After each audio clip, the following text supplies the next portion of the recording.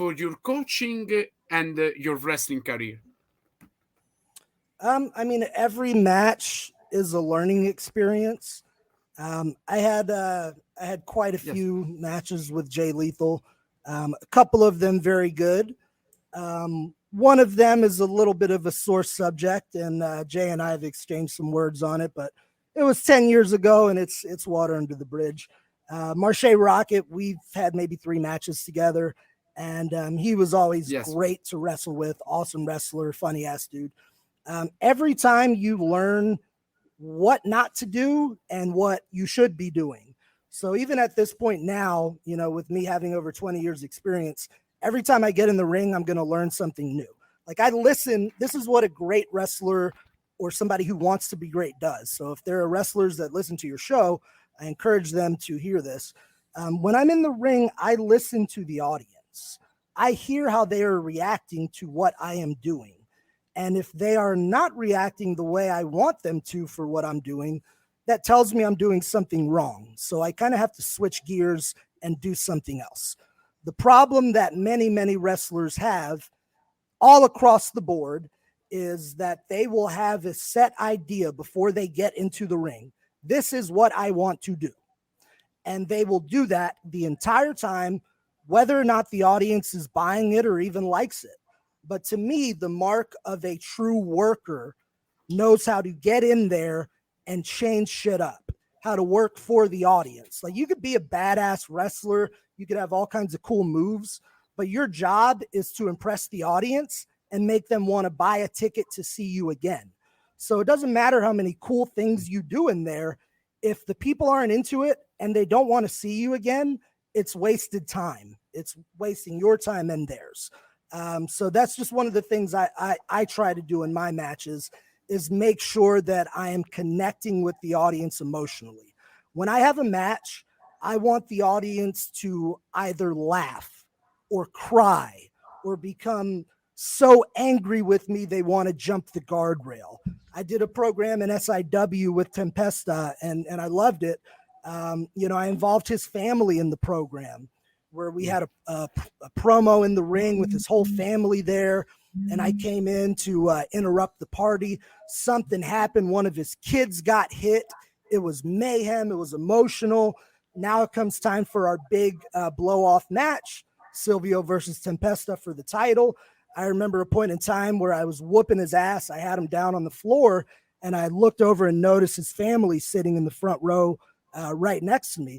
So I just turned over, looked at his wife. I think I said something like, if you want a real man, you see who's on the ground and you see who's standing. I looked at his son. I called him a little punk. And the son of a bitch actually slapped me. Tempesta's 16-year-old son had the balls to slap me. But that's emotion. That's pro wrestling. That's how you engage your audience and give them something to remember. Everyone in the building that night is going to remember that experience in that moment. So that's the most important thing to me about pro wrestling. Telling about stories, because stories probably is the most important thing in professional wrestling during the weekly transmission like Monday Night Raw, NWA Power, etc. But have you many stories, funny stories in backstage or outside the ring, but about your experience in professional wrestling?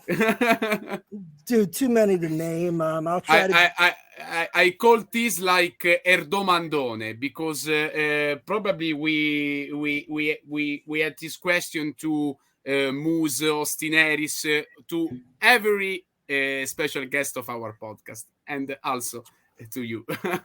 Yeah, there's so many, man, but I'll try to be quick and see what comes to mind. I remember this one show. So promoters in America, I don't know if it's the same in Italy, are notorious for trying to stiff the workers on pay. Back in the old days, it was way worse. So you'd hear stories of like the promoter would leave at intermission with all the money from the tickets and leave. And when the show was over and it was time to pay the boys, he's nowhere to be found. And everybody's like, what the hell? Right. So I was on this show, and this is something that Jim Cornette hooked me up with.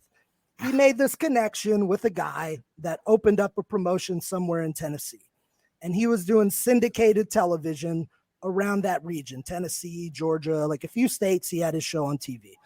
And it was working with Ohio Valley Wrestling. So some of his stuff would like air a little bit on our show, and some of our stuff would air on his show. So it was like a joint thing. So this guy decides he's going to do a big show, and he books me and a bunch of other guys on it. He promised me a certain amount of money. He didn't promote it well, and he did not get the crowd that he expected. So I could tell right away when I got there something wrong. So I go out to the ring. I have my match, and it was really good. I was happy. And I come back, and the guy is on the floor. The promoter is on the floor, and he's just laid out on his back going, oh. I look at him. I'm like, you all right, man? Oh. I go to one of the boys. I'm like, what the fuck's wrong with him? Turns out the guy was faking a heart attack to try to get out of paying the boys. So I don't play with that, and I don't play with my money. So I just stood with him. Sat with him. Few minutes later, he sits up, he gets to his feet or whatever. I'm like, you okay, man? He's like, yeah, I think so. I said, okay, can I get my payday now? And then he gives me my money and fucks off. Fantastic. Not happened yet in Italy. But now you have a new trick if you ever need it, Alex. Yeah. Thank you, coach. But I do have a couple plugs I'd like to make, if that's okay with you, before we get out of here today. Is that cool with you, Messiah? I don't risk an heart attack, but yes, I'm fine during this conversation. Okay, cool. A couple plugs I'd like to make. NWA 74 is available to you guys in Italy on Fight TV. Yes, with Fight TV, yes. Yep. So it's August 27 and 28, 2-day event.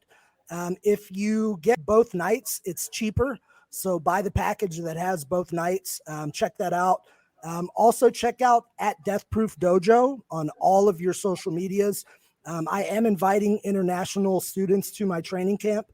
So if you want to come out here and really learn how to go from being a wrestler to a legit pro that appears on television, makes a career for themselves, this is the place to go.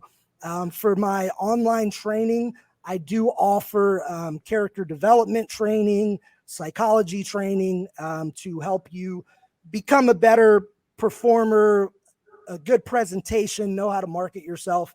And I just started a really cool service. It's actually a virtual seminar. So what I do, like, for example, so Alex has a wrestling school in Italy. So what I do is in my school here in Florida, my dojo, I will do a live seminar in the ring with cameras on me and microphones. And Alex's students in Italy will be in the ring, in their ring, and I will give them instructions, run them through a seminar all the way from the United States. So it's hard for me, like during COVID, I couldn't get to Italy anymore. Alex and I are both like, this is the worst. So I wish I'd come up with this then. But this gives me the opportunity, if for whatever reason I can't go to you for a seminar, I can do it right here, and you can talk to me in real time, get critiques. I hear you, you hear me. So it's really cool for the European market and other places in the States that just can't get to Florida right now. So if you have a wrestling school or you're a student and you want to bring this to your wrestling school, let your coach know, and just message me on my social medias or see Silvio bookings at gmail.com. Or if you are a podcaster like me for only one session. No? Yes. I'll invite you one session. You come to Florida and I'll give you a session here at the dojo. Why not? Why not? Why not? You ever taken a bump before? I'm in trouble right now. I'm feeling in trouble. If you wanna first try to bump, just come here in Italy. Let's say AEW. Then we go together to that proof dojo. Okay. Have you ever been chopped before, Messiah? One time, only one time during with Chris Valentine. Oh. What about a power bomb? Have you ever taken one? No. Alex, if you could choose one move to give Messiah, what would it be? Oh my God. Kick to the adductors. What is it? Yes, my finisher. Kick to the adductors. Beautiful. I think I would probably do a pile driver or my legit Frank Gotch style toe hold submission. But wait a moment. Okay. Oh, he's leaving. Okay. No. Leave. And only after that you Whoa! can win this. Whoa! You got the 10 pounds of gold over there. I love it. Yes. With the Ric Flair signing. Beautiful. Very cool, man. Okay. All right. I put this on the line, okay? Okay. Fair enough, brother. Fair enough. Thank you very much, Chris, for your time. Sincerely, thank you for coming here on Pro Wrestling Culture. That was a really pleasure. Thank you very much. Anytime, my friend. And thank you to you, Alex. Thank you very much. The face of success. Thank you so much, Bob. Thank you. Thank you. And bye to everyone. Bye. Peace. Bye-bye.